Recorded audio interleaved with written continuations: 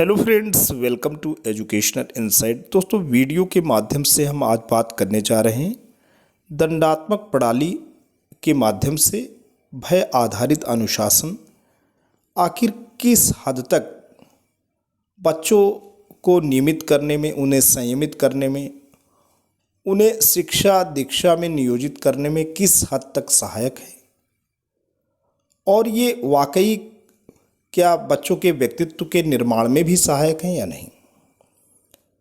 दोस्तों, दंडात्मक प्रणाली की अगर हम बात करें तो हमारे RTE यानी राइट टू एजुकेशन एक्ट में किसी भी प्रकार का फिजिकल पनिशमेंट या मेंटल हैरेसमेंट अगर बच्चों को किया जाता है तो वो एक प्रकार का पनिशेबल ऑफेंस है। इसके तहत जो भी शिक्षक शिक्षिका दोषी पाए जाते हैं उनके खिलाफ कार्रवाई की जाती है। शिक्षा की जब बात होती है तो हमेशा अनुशासन की बात होती है। अनुशासन में जो बच्चों का नटखट व्यवहार है, बच्चों का जो समस्यात्मक व्यवहार है, उसको संयमित करने के लिए शिक्षक कोशिश करते हैं और यही बात आ जाती है दंड की व्यवस्था। अगर हम वैदिक कालीन जो शिक्षा प्रणाली की बात करें तो वहाँ पर भी किसी भी प्रकार का फिजिकल पनिशमेंट नहीं था। शारीरिक जो भी दंडात्मक कार्रवाई थी पूरी तरीके से वहाँ निषेध था। हाँ, एक अलग बात है कि बच्चों को आत्म शुद्धि के लिए उद्दालक व्रत रखने होते थे। उद्दालक व्रत एक ऐसा व्रत था जिसमें बच्चों को आहार शुद्धि की जाती थी। आहार शुद्धि 3 माह में बच्चों को विभिन्न प्रकार के भोज्य पदार्थ दिए जाते थे और उसी के द्वारा बच्चे के व्यवहार को संयमित किया जाता था। अगर हम मुस्लिम कालीन शिक्षा की बात करें तो दोस्तों यहीं से दंड की शुरुआत होती है, डिसिप्लिन एंड पनिशमेंट। मुस्लिम काल में छात्र अत्यधिक अनुशासित रहते थे। नैतिक व व्यवहारिक शिष्टाचार, विनयशीलता तथा आत्मानुशासन सभी छात्रों के लिए अनिवार्य था।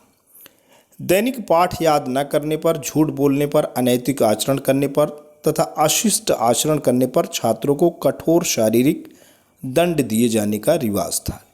क्योंकि दंड के संबंध में किसी भी प्रकार के अस्थायी नियम नहीं थे, इसलिए अध्यापक बालकों को अपनी इच्छा अनुसार दंड देते थे। बेंत, कोड़े, लात, घूंसे, मुर्गा बनाने, उठक बैठक कराने या लगाने, खड़ा करने जैसे दंड दिए जाते थे। आधुनिक समय तक चली आ रही मुर्गा बनाने की निर्दयी तथा हास्यास्पद प्रथा का आविष्कार भी संभवतः मुस्लिम काल में हुआ था। दोस्तों, इसी वीडियो में हम बात करेंगे कि आखिरकार दंड बच्चों के व्यक्तित्व को किस प्रकार से कुंठित करता है। दोस्तों, किसी भी प्रकार का दंड हो, बच्चों का जो सेल्फ एस्टीम है उसके ऊपर आघात करता है। हो सकता है बच्चे की घरेलू जो परिस्थितियां हों वो संवेगात्मक हों, बच्चा घर परिवार में समायोजित होने की चेष्टा कर रहा हो और जो समस्यात्मक व्यवहार विद्यालय परिवेश में दृष्टिगत हो रहा है उसकी पृष्ठभूमि परिवार हो। शिक्षक शिक्षिका भाई बहन को ये समझना होगा, क्योंकि ऑलरेडी जो बच्चा है घरेलू परिवेश में दंडात्मक स्थितियों का शिकार है और उसका जो भी निकास है, जो भी आउटलेट है वो विद्यालय परिवेश है। और विद्यालय परिवेश में किसी भी चीज़ को सिखाने के लिए जब हम दंडात्मक प्रणाली का प्रयोग करते हैं तो दोहरे दंड की व्यवस्था देखने को मिलती है। किसी भी स्थिति में अगर ये बच्चा जिसको शिक्षक दंडात्मक प्रणाली के माध्यम से अनुशासित करने की चेष्टा करते हैं, किसी भी समय अगर एक अच्छे व्यक्तित्व का मालिक होता है तो हमेशा के लिए शिक्षक के मन में, शिक्षक के प्रति उसका जो एटीट्यूड होता है, उसका जो मनोवृत्ति होती है, जीवन भर नकारात्मक होती है।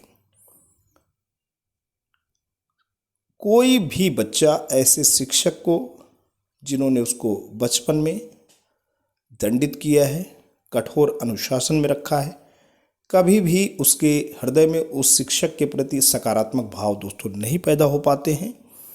हम बात करेंगे ऐसे शिक्षक शिक्षिका के लिए सरकार ने कौन से पनिशेबल एक्ट बनाए हैं। और दोस्तों, राष्ट्रीय बाल अधिकार संरक्षण आयोग नई दिल्ली में ऐसे बच्चे या इनके अभिभावक किस प्रकार से शिकायत कर सकते हैं, और राष्ट्रीय बाल अधिकार संरक्षण जो आयोग है वो किस प्रकार के दंड की बात करता है।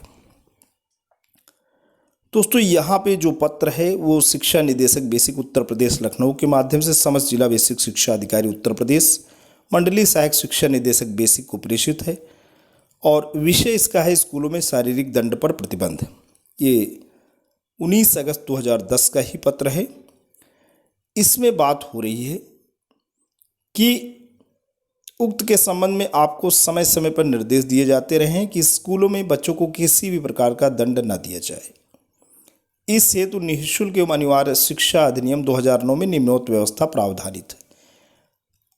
RTE यानी राइट टू एजुकेशन एक्ट का जो 17 उपबंध का एक संख्या कहती है कि no child shall be subjected to physical punishment और मेंटल हैरेसमेंट। अब अगर इस काम को कोई कर रहा है तो दूसरा बिंदु कहता है कि who ever contravenes the provision subsection 1 shall be liable to disciplinary action under the service rules applicable to such person। अगर कोई इसको वायलेट कर रहा है तो ऐसा व्यक्ति दंडित होगा। सेवा नियमों के तहत उसके खिलाफ कार्रवाई होगी। कृपया उक्त शासनादेश एवं निःशुल्क एवं अनिवार्य शिक्षा अधिनियम 2009 के अंतर्गत दिए गए निर्देशों का कड़ाई से पालन किया जाए। यह सुनिश्चित किया जाए कि प्रदेश के अंदर किसी भी बच्चे को दंडित नहीं किया जा रहा है। विद्यालयों में शिक्षण का ऐसा माहौल बनाया जाए कि बच्चे स्वतंत्रता और सम्मान के साथ भयमुक्त वातावरण में शिक्षा ग्रहण कर सकें। उक्त निर्देशों को अपने जनपद के समस्त उप बेसिक शिक्षा अधिकारी, सहायक बेसिक शिक्षा अधिकारी, प्रति उप विद्यालय निरीक्षक, प्रधानाध्यापक, BRC एवं PRC को अवगत कराते हुए प्रभावी अनुपालन एवं अनुश्रवण हेतु निर्देशित किया जाए। कृपया इसे सर्वोच्च प्राथमिकता प्रदान करें। भवदी श्री दिनेश चंद्र कनौजिया, शिक्षा निदेशक बेसिक उत्तर प्रदेश लखनऊ। दोस्तों, ये पहले का पत्र है और चूंकि ये पत्र इसलिए जारी हुआ क्योंकि प्रशांत कुमार मिश्र, मुख्य सचिव उत्तर प्रदेश शासन से पत्र निर्गत हुआ स्कूलों में शारीरिक दंड पर प्रतिबंध के बारे में, और वो इसलिए निर्गत हुआ कि राष्ट्रीय बाल अधिकार संरक्षण आयोग भारत सरकार नई दिल्ली की अध्यक्षा सुश्री शांता सिन्हा ने मुख्य सचिव उत्तर प्रदेश शासन को संबोधित पत्र संख्या दिनांक 9 अगस्त 2007 में स्कूलों में विद्यार्थियों को शारीरिक दंड दिए जाने पर चिंता व्यक्त किया, क्योंकि यह बच्चों को उनके अधिकारों के प्रति असंवेदनशीलता तथा हिंसक संस्कृति का द्योतक है। तो दोस्तों, यहाँ पे जो इनसेंसिटिविटीज़ है, नॉन वायलेंस है, violence based on physical punitive action against the students, तो ये सारी चीज़ें बच्चों को बचानी है और बच्चों को कुल मिलाकर के हटानी है। तो यहाँ पे दोस्तों हम बात कर रहे हैं कि बच्चे भय के कारण हिंसा का प्रतिरोध किए बिना शांत रहते हैं। कभी कभी उनके व्यवहार में घोर अपमानित होने के संकेत परिलक्षित होते हैं, परंतु उसे अनदेखा करने पर उन पर हिंसा जारी रखी जाती है। शारीरिक दंड में बच्चों को झाड़ना, फटकारना, विद्यालय परिसर में दौड़ाना, घुटनों के बल बैठाना, छड़ी से पीटना, चिकोटी काटना, चाटा अथवा तमाचा मारना, चपत जमाना, यौन शोषण, प्रताड़ना, क्लासरूम में अकेले बंद कर देना, बिजली का झटका देना एवं अन्य सभी प्रकार के कृत्य जो अपमानित करने, नीचा दिखाने, शारीरिक एवं मानसिक रूप से आघात पहुंचाने और अंततः मृत्यु कारित करने वाले हों सम्मिलित हैं। यह देखने में आया है कि सरकारी एवं गैर सरकारी स्कूलों में बच्चों को अनुशासित करने की सामान्य प्रक्रिया में शारीरिक दंड को अपना लिया गया है। सभी प्रकार के शारीरिक दंड बच्चों के मूलभूत मानव अधिकार का उल्लंघन करते हैं। बच्चों के अधिकारों के प्रति एक तमाचा भी उतना ही हानिकारक है जितना एक कष्टकारक चोट। वास्तव में कोई ऐसा वर्गीकरण नहीं है जिससे तथाकथित लघुकृत्य को अनदेखा किया जा सके, जो मानवाधिकारों के घोर उल्लंघन की ओर अग्रसर हो, यह विधिक रूप से ग्राह्य नहीं है। उच्चतम न्यायालय ने 1 दिसंबर 2000 को बच्चों के शारीरिक दंड पर प्रतिबंध लगाया था और निर्देशित किया था कि राज्य सरकारें सुनिश्चित करें कि बच्चों को स्कूलों में शारीरिक दंड न दिया जाए, वे स्वतंत्रता और सम्मान के साथ भयमुक्त वातावरण में शिक्षा ग्रहण करें। बच्चे भी यदि अधिक नहीं तो उतने ही मानवीय एवं संवेदनशील हैं जितना कि वयस्क।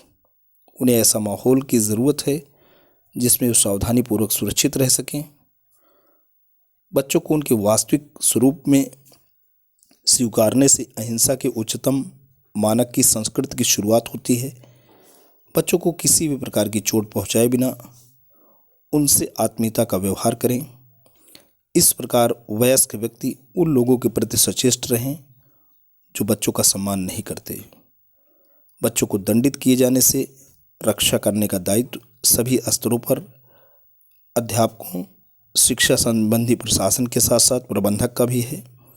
राष्ट्रीय बाल अधिकार संरक्षण आयोग द्वारा समस्त राज्यों के शिक्षा विभाग को निम्नवत निर्देश दिए गए हैं। पहला निर्देश है कि समस्त बच्चों को व्यापक प्रचार प्रसार के माध्यम से अवगत कराया जाए कि उन्हें शारीरिक दंड के विरोध में अपनी बात कहने का अधिकार है। इसे संबंधित अधिकारियों के संज्ञान में भी लाया जाए। प्रत्येक स्कूल जिसमें छात्रावास, जेजे होम्स, बाल संरक्षण गृह एवं अन्य सार्वजनिक संस्थाएं भी सम्मिलित हैं, में एक ऐसा फोरम बनाया जाए जहां बच्चे अपनी बात रख सकें। ऐसे संस्थानों को किसी एनजीओ की सहायता भी लेनी चाहिए। प्रत्येक स्कूल में एक शिकायत पेटिका भी होनी चाहिए जिसमें छात्र शिकायती पत्र, अनाम शिकायती पत्र भी डाल सकें।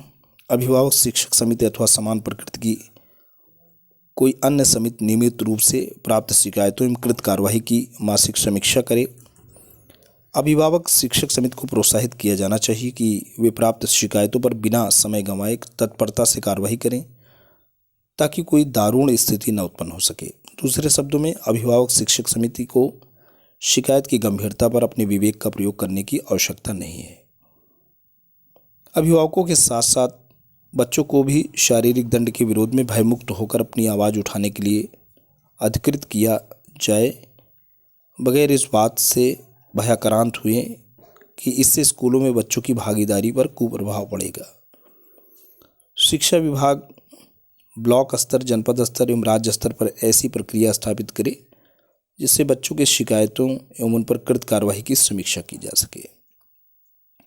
राष्ट्रीय बालक अधिकार संरक्षण आयोग के उक्त दिशा निर्देशों के संदर्भ में मुझे यह कहने का निर्देश हुआ है कि कृपया उपरोक्तानुसार व्यापक प्रचार प्रसार कराने तथा निर्देशों के अनुपालनार्थ अपने स्तर से समस्त अधीनस्थ अधिकारियों को सम्यक निर्देश जारी करें और कृत कार्यवाही से शासन को भी अवगत कराएं ताकि माननीय आयोग को अवगत कराया जा सके। इन दिशा निर्देशों को माध्यमिक शिक्षा विभाग की वेबसाइट पर भी डाल दिया जाए ताकि आधिकारिक लोग लाभान्वित हो सकें और बच्चों के अधिकारों को संरक्षित करने का अभिलषित लक्ष्य प्राप्त करना संभव हो सके। श्री प्रशांत कुमार मिश्र, मुख्य सचिव। तो दोस्तों, ये पूरी की पूरी व्यवस्था है। जैसे कि आप जानते हैं, राइट टू एजुकेशन एक्ट, जिसको हम RTA एक्ट बोलते हैं, वर्ष 2009 में पारित हुआ और उसके 17 उपबंध के 1 और 2 सेक्शन में ये बात है कि दंडात्मक व्यवस्था के माध्यम से, भय के माध्यम से जो अनुशासन विद्यालय में स्थापित किया जाता है वो जायज़ नहीं है। ऐसे शिक्षक शिक्षिका भाई बहन जो इन विधियों के सहारे विद्यालय व्यवस्था में बच्चों को आतंकित, भयभीत किए रहते हैं, उनके खिलाफ पूरे दंड के प्रावधान हैं। बच्चों के साथ आत्मीयता, प्रेम पे आधारित जो अनुशासन है, जो शिक्षा की व्यवस्था है, वही कारगर है। उसी को सरकार प्रमोट भी करती है, उसी की ज़रूरत है। आज के लिए इतना ही। Thanks for watching and listening. This is Ajay Prakash Dubey signing of.